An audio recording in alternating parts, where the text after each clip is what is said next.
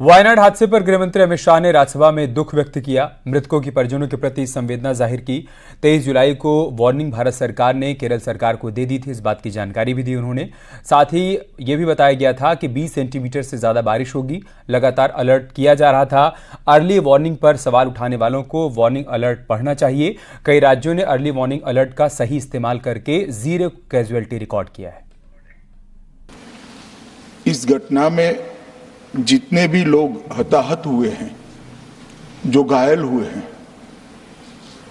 वो सभी के परिवारजनों के साथ मैं मेरी संवेदना व्यक्त करना चाहता हूं और बड़े दुख के साथ आज मैं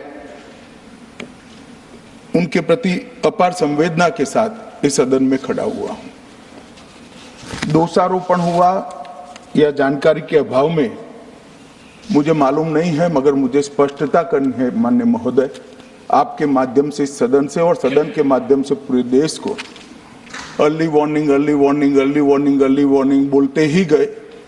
अंग्रेजी में जितने भी गंभीर प्रकार के शब्द है अपने भाषण में डालकर इसको बताया गया।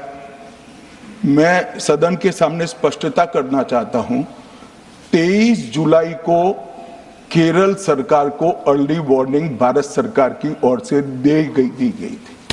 23 जुलाई को 7 दिन फिर 24 को गई, फिर 25 को गई।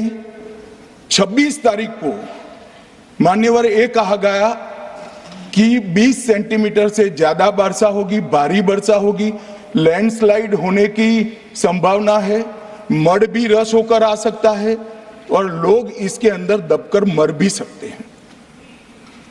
मैं कुछ कहना नहीं चाहता था मान्यवर, मगर भारत सरकार की अर्ली वार्निंग सिस्टम पर सवाल किए गए, इसलिए मैं कहता हूं please listen us, please listen अस, मत चिल्लाइए, प्लीज रीड इट।